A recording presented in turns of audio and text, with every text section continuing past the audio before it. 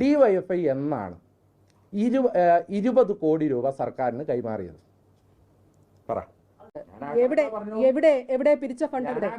അല്ല, വയനാട് ദുരിതാശ്വാസവുമായി ബന്ധപ്പെട്ട് പിരിച്ച ഫണ്ട് എവിടെ? അതിന്റെ കണക്കെവിടെ? വയനാട് ഫണ്ടുമായി ബന്ധപ്പെട്ടുകൊണ്ട് ഞങ്ങൾ പറഞ്ഞത് എന്താ? 30 വീടുകൾ കൊടുക്കുമെന്നാണ്. യൂത്ത് കോൺഗ്രസിന്റെ കാര്യമാണല്ലോ ചോദിച്ചത്. അല്ല, ഞാൻ പറയാം. താങ്കൾ പറഞ്ഞ 2 കാര്യത്തിലായിട്ടാണ് ഞാൻ വരുന്നത്. ഇനി ഞാൻ എൻ്റെ ക്ലെയിം പറയുകയാണ്. ഞങ്ങൾ പറഞ്ഞത് 30 വീടുകൾ വയ്ക്കുമെന്നാണ്. KPCCയുടെ 100 വീട്, അതായത് രാഹുൽ ഗാന്ധി ഓഫർ ചെയ്ത 100 വീട്. ആകെ അവിടെ 412 ബെനിഫിഷ്യറീസേ ഉള്ളൂ. ആ 412 ബെനിഫിഷ്യറീസിൽ 100 വീടുകൾ ഞങ്ങൾ പണിയുന്നുണ്ട്, 100 വീടുകൾ മുസ്ലിം ലീഗ് പണിയുന്നുണ്ട്. ബാക്കിയുള്ള 212 250 ബെനിഫിഷ്യറീസിനെ ബാക്കി വീട് ആവശ്യമുള്ളൂ. അതാണ് യാഥാർത്ഥ്യം. ഇനി നിൽക്കട്ടെ. ഞങ്ങൾ 30 വീടുകൾ പണിയുമെന്ന് പറഞ്ഞു. ആ 30 വീടുകളുടെ പണി ഇപ്പോൾ തുടങ്ങിയിട്ടുണ്ട്. ഞങ്ങൾക്ക് കാലതാമസമുണ്ടായി. അതിൻ്റെ കാരണം ഭൂമി ലഭ്യമാകേണ്ടതിനുള്ള കാലതാമസമാണ് ഉണ്ടായത്.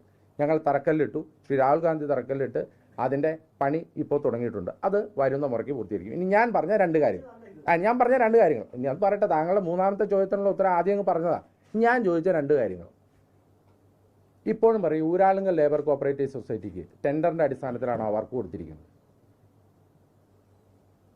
പറ. 300 കോടി രൂപയുടെ വർക്ക്, 299 കോടി രൂപയുടെ വർക്ക് ഊരാളുങ്കൽ ലേബർ കോപ്പറേറ്റീവ് സൊസൈറ്റിക്ക് ടെൻഡറിൻ്റെ അടിസ്ഥാനത്തിലാണോ കൊടുത്തത്? പറ. ഉത്തരം പറ. ടെൻഡറിൻ്റെ അടിസ്ഥാനത്തിലാണോ കൊടുത്തത്? അപ്പോൾ ആ കാര്യം ഞാൻ പറഞ്ഞ ഒരു കാര്യം ശരിയാണെന്ന് ഇപ്പോൾ മനസ്സിലായില്ലേ? ഇനി 2 ഞാൻ പറയാം. ഓരോന്നായിട്ടും പറയാം. എനിക്ക് എല്ലാത്തിനും ഉത്തരവുണ്ട്. ഞാൻ പറയുന്നതിൽ എനിക്ക് കൃത്യമായ ഉത്തരവാദിത്വമുണ്ട്. ഇനി 2ാമത്തെ കാര്യം, 20 ലക്ഷം രൂപയുടെ 23 ലക്ഷം രൂപയാണ് ആ വീടിന് അവർ കണക്കാക്കുന്നത്. ഞാൻ ഇപ്പോഴും പറയുന്നു, ആ വീട് പൂർത്തീകരിക്കാൻ ഒരു 13 ലക്ഷം രൂപയോ 14 ലക്ഷം രൂപയോ മതി. ഇതിൻ്റെ പ്രധാനപ്പെട്ട പ്രശ്നം എന്താണെന്നറിയോ? ഊരാളുങ്കൽ ലേബർ കോപ്പറേറ്റീവ് സൊസൈറ്റി കഴിഞ്ഞ 10 കൊല്ലമായി കേരളത്തിൽ ഒരുപാട് വർക്കുകൾ ചെയ്യുന്നുണ്ട്. ഈ വർക്കുകൾ ചെയ്യുമ്പോൾ ഇതിൻ്റെ എസ്റ്റിമേറ്റ് പോലും എടുക്കുന്നത് പല ഊരാളുങ്ങളുടെ ഉദ്യോഗസ്ഥരാണ്. ഈ 23 ലക്ഷം രൂപയുടെ വീട് 13 ലക്ഷം രൂപയ്ക്ക് പൂർത്തീകരിക്കാൻ സാധിക്കും. കാരണം അതിൻ്റെ എർത്ത്ക്വേക്ക് റെസിസ്റ്റൻ്റ് എന്ന് പറഞ്ഞാൽ എന്താണ്? അല്ലെങ്കിൽ അവിടെ ഈ ഡിസാസ്റ്റർ റെസിസ്റ്റൻ്റ് വീടുകളുടെ പ്രത്യേകത എന്താണ്? അതിൽ ഉപയോഗിക്കുന്ന മെറ്റീരിയലാണൊന്ന്. 2, അതിൻ്റെ പൈലിങ്ങുമായി ബന്ധപ്പെട്ട ഫൗണ്ടേഷനാണ് 2. ഈ 2 കാര്യങ്ങളിലും വളരെ ചീപ്പ് കോസ്റ്റായിട്ട് അത് ചെയ്യാൻ പറ്റുമെന്ന് ഈ നാട്ടിലെ ഏറ്റവും പ്രധാനപ്പെട്ട ശങ്കർ ഉൾപ്പെടെയുള്ള ഏറ്റവും പ്രധാനപ്പെട്ട ആർക്കിടെക്റ്റുകളൊക്കെ പറഞ്ഞിട്ടുണ്ട്. അത് അങ്ങനെയാണ് താൻ. പ്രാട്ര ബോണ്ട്, ഫില്ലർ സ്റ്റാബ്, ഇങ്ങനെയുള്ള ഒരുപാട് ടെക്നോളജികളുണ്ട്. ഇത് വെച്ച് 13 ലക്ഷം രൂപയ്ക്ക് ആ കെട്ടിടം പൂർത്തീകരിക്കാൻ പറ്റുമെന്നുള്ളത് ഞാൻ പറഞ്ഞത് അതിപ്പോഴും നിലനിൽക്കുകയാണ്. 2, 299 കോടി രൂപയുടെ വർക്ക്. ഈ വർക്കിൽ 150 കോടി രൂപയ്ക്ക് മുകളിൽ എന്താണ് അവിടെ വർക്ക് നടക്കുന്നത്? ഇപ്പം 20 ലക്ഷം രൂപ. ഞാൻ വീണ്ടും പറയും, താങ്കൾ ചോദിച്ചു നന്നായി. 20 ലക്ഷം രൂപയുടെ വീട് ഒന്ന്. ആ 20 ലക്ഷം രൂപയുടെ എത്ര വീടാണ് പണിത്? 400 വീടല്ലേ പണിത്? ഇപ്പം എത്ര കോടിയായി? 80 കോടി. ബാക്കി 300 കോടിയിൽ എന്താണ് അവിടെ പണിത്? ഒന്ന് പറഞ്ഞാൽ മതി. അല്ല, അത് പറയാം. അത് 2ാമത്തെ ചോദ്യമാണ്. എൻ്റെ ഈ ചോദ്യത്തിൻ്റെ ഉത്തരം പറയട്ടെ. അത് കഴിഞ്ഞ് ഡിവൈഎഫ്ഐയുടെ പറയും. അത് കഴിഞ്ഞ് ഡിവൈഎഫ്ഐയുടെ കൃത്യമായി ചോദിക്കുക. എനിക്കറിയാം. 300 കോടി രൂപയുടെ വർക്കിൽ ഈ 400 വീടിൻ്റെ 80 കോടി രൂപയ്ക്ക് അപ്പുറം എന്താണ് പണിതത്? പറഞ്ഞു. അല്ല, ഞാൻ പറയാ. അപ്പം അതിന് ഉത്തരവില്ലല്ലോ. അപ്പം ഞാൻ അപ്പം എൻ്റെ അവ്യക്തത, എൻ്റെ ഉത്തരത്തിലെ അവ്യക്തത, അതായത് സർക്കാർ 300 കോടി രൂപയുടെ ഊരാളുങ്കലിന് കൊടുത്ത വർക്കിൽ ഈ പറയുന്ന തുകയുടെ അവ്യക്തതയുണ്ട് എന്നുള്ളത് വ്യക്തമാണ്. നിങ്ങൾക്കില്ലല്ലോ. നിങ്ങളെപ്പോലെ പരിണിത പ്രജ്ഞനായ ഒരു മാധ്യമ പ്രവർത്തകന് അവ്യക്തതയുണ്ടെങ്കിൽ ഞങ്ങൾക്കും ഒക്കെ അവ്യക്തതയുണ്ട്. അപ്പോൾ ആ കാര്യത്തിൽ 1ാമത്തെ ഉത്തരം കഴിഞ്ഞു. ഇനി 2. ഇനി അടുത്ത ചോദ്യം, ഡിവൈഎഫ്ഐ എന്നാണ് 20 കോടി രൂപ സർക്കാരിന് കൈമാറിയത്? പറ. അല്ല, പറ. എന്നാ കൈമാറി? അല്ല, എനിക്ക് ഡേറ്റ് ഓർമ്മയുണ്ട്, അതുകൊണ്ടാണ് പറഞ്ഞത്. എന്നാ കൈമാറിയത്? പറഞ്ഞു. തീയതി ഏത് മാസമായിരുന്നു? ഓർക്കുന്നില്ലേ? അല്ല, അതങ്ങനെ പോവല്ലേ. പറ. ഏത് മാസമാണ് കൈമാറിയത്? ഡേറ്റ് എന്നാ ഞാൻ പറയാം. ഏപ്രിൽ മാസത്തിലാണ്. ഏപ്രിൽ മാസത്തിൻ്റെ 2025 ഏപ്രിൽ മാസത്തിൻ്റെ 23 മറ്റോ ആണെന്നാണ് എൻ്റെ ഓർമ്മ. 20 കോടി രൂപയുടെ ചെക്ക് അല്ലേ കേരളത്തിലെ ദുരിതാശ്വാസ നിധിയിലേക്ക് കൈമാറി. ഒരു ചെക്ക് കൈമാറുന്നത് ആ ദുരിതാശ്വാസ നിധിയിലേക്ക് 20 കോടി രൂപ കൈമാറണമല്ലോ. എന്നിട്ടാണല്ലോ മുഖ്യമന്ത്രിക്ക് തുക കൈമാറുന്നത്. മുഖ്യമന്ത്രിയുടെ പ്രസംഗം എന്താ? 20 കോടി രൂപ ഇവർ കൈമാറി എന്നുള്ളതല്ലേ. ഞാൻ ഇപ്പോഴും ഉത്തരവാദിത്തത്തോടു കൂടി ചോദിക്കുന്നു, 20 കോടി രൂപ ദുരിതാശ്വാസ നിധിയിൽ വന്നിട്ടുണ്ടോ? ആ ദിവസം വന്നിട്ടുണ്ടോ? അല്ലല്ല, ഞാനതാ പറയുന്നേ. അന്ന് വന്നിട്ടുണ്ടോ ഇല്ലയോ? അന്ന് വന്നിട്ടുണ്ടോ ഇല്ലയോ? ഞാൻ ചോദിച്ച ചോദ്യം വളരെ വ്യക്തമാണ്. ഞാൻ ശരി, അന്ന് അതിന്റെ ഉത്തരം പറയാം. 2025 ഏപ്രിൽ 23-ന് 20 കോടി രൂപ ഡിവൈഎഫ്ഐ ദുരിതാശ്വാസ നിധിയിലേക്ക് കൈമാറി എന്ന് പറയുന്ന ദിവസം 20 കോടി രൂപ കൈമാറിയിട്ടില്ല. ഞാൻ വീണ്ടും ആവർത്തിച്ച് ആ സ്റ്റേറ്റ്മെന്റ് ഒന്നുകൂടെ പറയുന്നു. 20 കോടി രൂപ കൈമാറി എന്ന് പറയുന്ന ദിവസം കൈമാറിയിട്ടില്ല. എന്നാണ് ഡിവൈഎഫ്ഐ പുറത്തുവിട്ട കണക്ക് പ്രകാരം കൈമാറിയതെന്നറിയാവോ? 2026 ജനുവരി മാസം 5-ാം തീയതി എന്ന് പറഞ്ഞാൽ 11 മാസം 10 മാസത്തിന് ശേഷമാണ് 15 കോടി രൂപ കൈമാറിയത്. ഞാൻ പറയുന്നത് തെറ്റുണ്ടോ? അപ്പോൾ ഞാൻ ചോദിച്ചിട്ട് ഈ 10 മാസം ഈ 15 കോടി രൂപ കൈ പിടിച്ചു വെച്ചിട്ടുണ്ടെങ്കിൽ അത് എന്തിനായിരുന്നു? അപ്പോൾ ഈ 15 കോടി രൂപയുടെ ഒരു വർഷത്തെ പലിശ ഒന്ന് ആലോചിച്ച് 1 കോടി രൂപ മേളിൽ വരില്ല. ആ പൈസ എന്താ ചെയ്തവർ? എന്താ ചെയ്തേ? ഇനി 1, ഇനി 2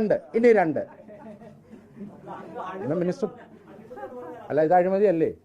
2025 ഏപ്രിൽ മാസത്തിൽ 20 കോടി രൂപ കൈമാറി എന്ന് പറഞ്ഞു. അന്ന് കൈമാറിയിട്ടില്ല. ആ തുക കൈമാറിയത് 2026 ജനുവരി മാസത്തിലാണ്. 10 മാസം ഈ തുക ഡിവൈഎഫ്ഐയുടെ അക്കൗണ്ടിൽ കിടന്നു. ഈ ഡിവൈഎഫ്ഐയുടെ അക്കൗണ്ടിൽ കിടന്ന് ഡിവൈഎഫ്ഐയുടെ സ്റ്റേറ്റ്മെന്റാണ് പറയുന്നത്. ഈ അക്കൗണ്ടിൽ കിടന്ന പൈസ അപ്പോൾ കൈമാറി എന്ന് പറഞ്ഞ തുക കൈമാറാതെ 10 മാസം അക്കൗണ്ടിൽ കിടന്നതിന് ആരാണ് ഉത്തരവാദി? ഇനി ഞാനൊരു കാര്യം പറയട്ടെ, അല്ല എന്നാ മിനിസ്റ്ററിന്റെ ഉത്തരം പറഞ്ഞാൽ മതി. ഈ 10 മാസം ആ പണം എന്തിനാണ് ഡിവൈഎഫ്ഐ അക്കൗണ്ടിൽ ഇട്ടത്? അല്ല, മിനിസ്റ്റർ പറഞ്ഞാൽ മതി. അല്ലല്ല, ഞാൻ പറയുന്നതേ അതെ, അല്ലെ, ഈ UDF സ്ഥാനാർത്ഥി പറഞ്ഞതിന്റെ ഉത്തരം ഇവിടെ ഡിവൈഎഫ്ഐ പറഞ്ഞോളൂ. പക്ഷേ വയനാട് ദുരിതാശ്വാസത്തിന് വേണ്ടി പിരിച്ച ഫണ്ടിന്റെ ഒരു കണക്കില്ലാത്തവർ, ഇത് എവിടെ പോയി എന്ന് കൃത്യമായിട്ട് കണക്ക് പറയാൻ പറ്റാത്തവർ ഇപ്പോൾ പറയാണ് ഈ ഡിവൈഎഫ്ഐ കൊടുത്തത് അന്ന് വന്നോ അതോ ഇത്ര ദിവസം കഴിഞ്ഞാണോ വന്നത്? ഡിവൈഎഫ്ഐ കൊടുത്തതിന് കൃത്യമായ കണക്കുണ്ട്, അത് കൃത്യമായിട്ട് പോയിട്ടുണ്ട്, അതിന് ഡേറ്റ് ഉണ്ട്, അതെന്നാ കൊടുത്തതെന്ന് കൃത്യമായിട്ടുള്ള കാര്യങ്ങളുണ്ട്. എവിടെ പിരിച്ച ഫണ്ട് എവിടെ? അല്ല, വയനാട് ദുരിതാശ്വാസവുമായി ബന്ധപ്പെട്ട് പിരിച്ച ഫണ്ട് എവിടെ? അതിന്റെ കണക്ക് എവിടെ? അതിനൊരു കണക്കുണ്ട്. ഞാൻ അങ്ങനെ ഒരു കാര്യം ബാക്കി ഡിവൈഎഫ്ഐ പറഞ്ഞോളൂ.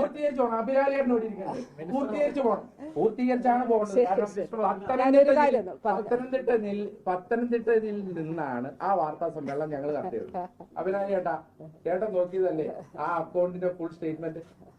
ഈ പത്തനംതിട്ട ജില്ലയിലെ എല്ലാ പത്രക്കാരും നോക്കിയതല്ലേ ആ സ്റ്റേറ്റ്മെന്റ്? ആ അക്കൗണ്ടിൽ നിന്ന് 1,20,00,000 1,05,00,000 മറ്റാണ് അല്ലെ? ആ അക്കൗണ്ടിൽ നിന്ന് ഒരു തുക പുറത്തേട്ട് പോയതായിട്ടുള്ള കണക്ക് നിങ്ങൾ കണ്ടിട്ടുണ്ടോ? ഇല്ലല്ലോ. മിനിസ്റ്റർ ആ കേട്ടോളൂ.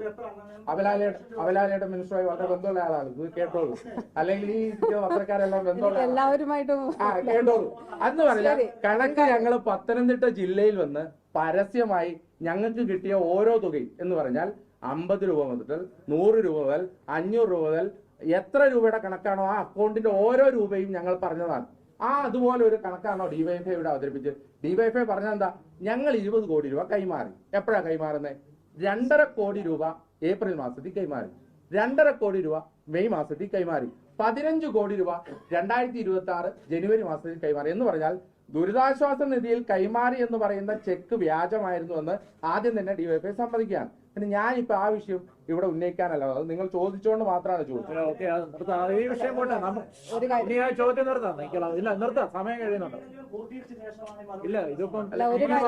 വീടുകൾ പൂർത്തീകരിക്കാന്ന് പറഞ്ഞ സുഹൃത്തെ, ഇത് സർക്കാർ പണിത വീടല്ലേ, CPM പണിത വീടൊന്നും അല്ലല്ലോ. ഈ നാട്ടിലെ സാധാരണ MLA-മാരടക്കമുള്ളവർ കൊടുത്ത പൈസ, ഈ നാട്ടില് പാത്തുമ്മയുടെ ആട് വിറ്റ് കൊടുത്ത പൈസ, ഈ നാട്ടിൽ കുടുക്ക പൊട്ടിച്ചു കൊടുത്ത പൈസ, 750 കോടി രൂപ സർക്കാർ കയ്യിൽ വെച്ചിട്ട് സർക്കാർ പൂർത്തീകരിച്ച വീടല്ലേ.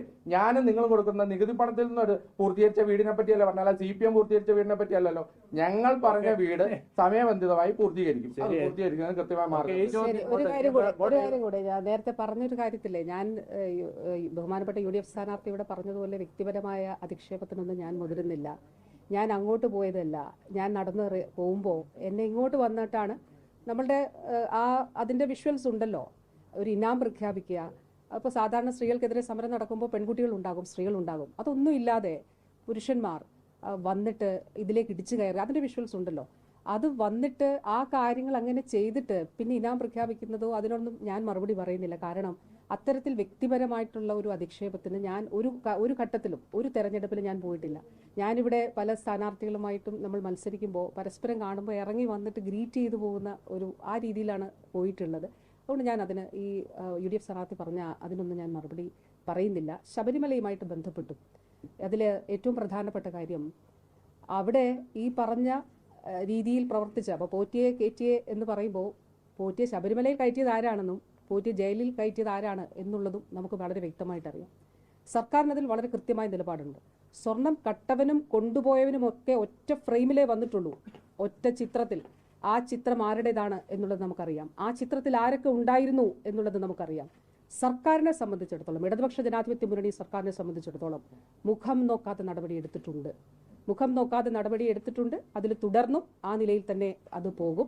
നമ്മുടെ ഇതുമായി ബന്ധപ്പെട്ടിട്ടുള്ള വിഷയത്തിൽ തീർച്ചയായിട്ടും ഈ ഒരു സാഹചര്യത്തിൽ നമ്മുടെ വളരെ കൃത്യമായിട്ടുള്ള, വളരെ സുതാര്യമായിട്ടുള്ള നിലപാടുകൾ തന്നെയാണ് അത് ഗവൺമെന്റ് സ്വീകരിച്ചിട്ടുള്ളതും മുന്നോട്ട് പോകുന്നത്.